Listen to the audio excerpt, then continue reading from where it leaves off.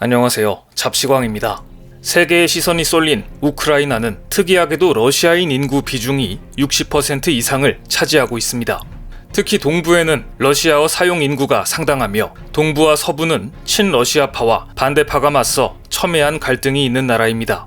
이런 정치적 역학관계 속에서 취임한 젤렌스키 대통령은 73%라는 경이적인 득표율로 당선됐습니다.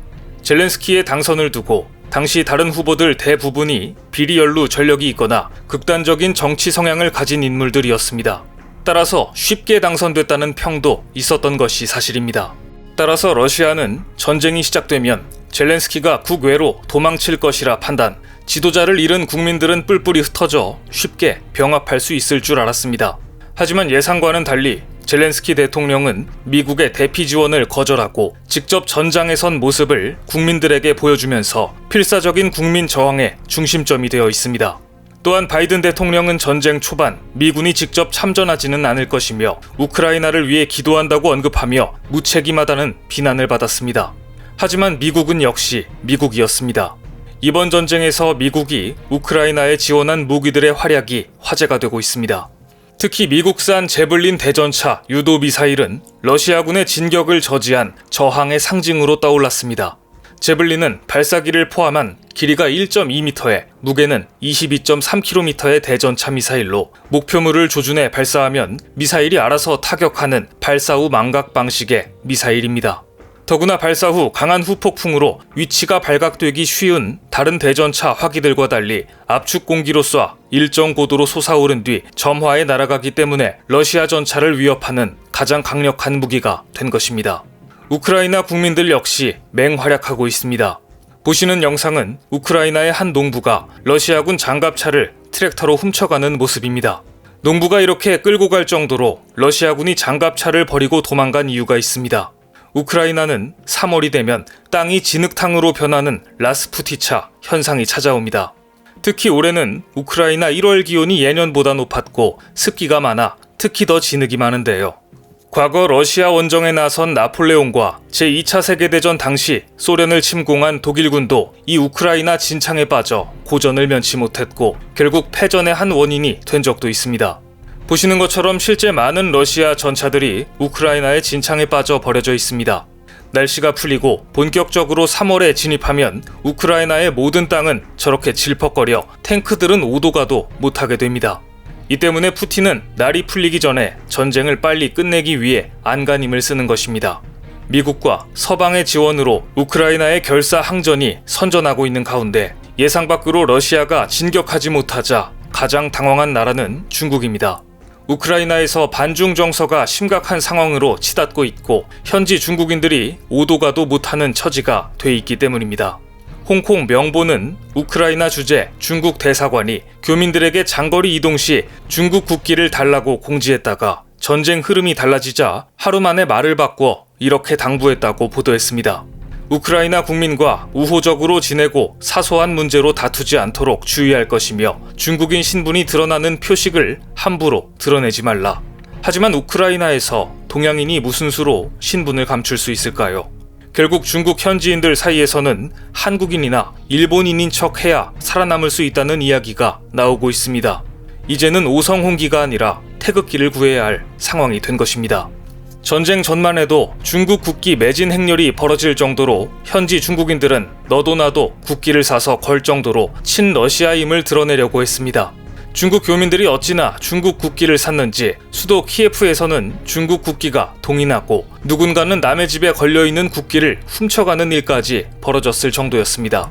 그만큼 중국은 러시아가 쉽게 우크라이나를 제압할 것이라 생각했던 것입니다.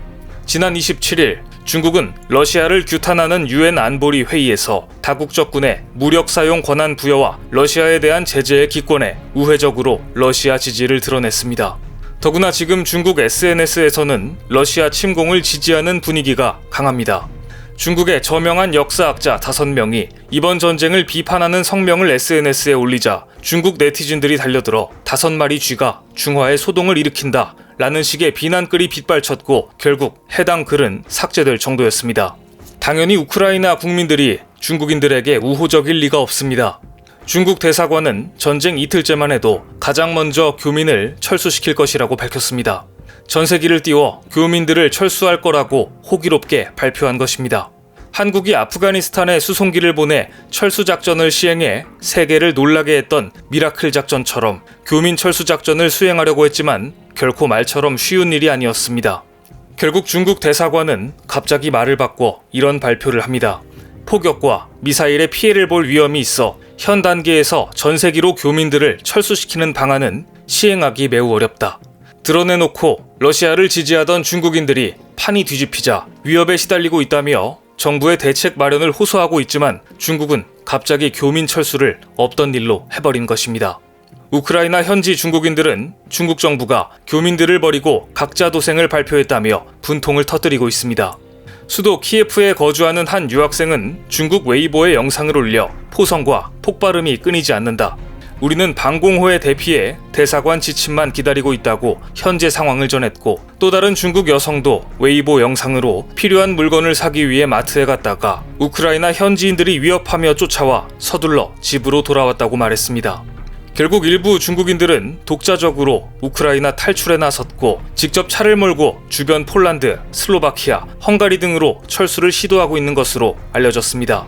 지금 현지에서 중국인들이 얼마나 위태로운 상황인지를 보여주는 영상들입니다. 하지만 중국은 한국처럼 미라클 작전을 수행할 능력이 없었습니다. 침공 초기만 해도 지금 우크라이나에서 가장 값어치 있는 것은 중국 국기와 여권이라며 생명을 지켜주는 호신첩이라고 의기양양하던 중국인들의 웨이보 동영상이 모두 자취를 감춘 것을 보면 지금은 호신첩이 아니라 주홍글씨가 되어버렸습니다. 이 모든 일은 정세 판단을 잘못한 중국 정부의 잘못이었습니다. 미국 등 서방 국가들은 이미 전쟁 전부터 자국민 대피와 여행 금지령을 내리고 대사관도 철수했지만 중국은 러시아 침공설을 가짜뉴스라고 치부하며 아무런 조치를 하지 않았기 때문입니다. 당황한 중국은 뜬금없이 러시아에 대한 손절을 시도했습니다. 중국의 왕이 외교부장이 통제불능 상황이 되기 전에 양측이 자제하는 게 필요하다. 중국은 중소국가를 지지한다. 우크라이나 역시 지지한다며 양측의 자제를 촉구한 것입니다. 하지만 왕이 부장의 이런 메시지를 믿을 우크라이나인은 아무도 없습니다.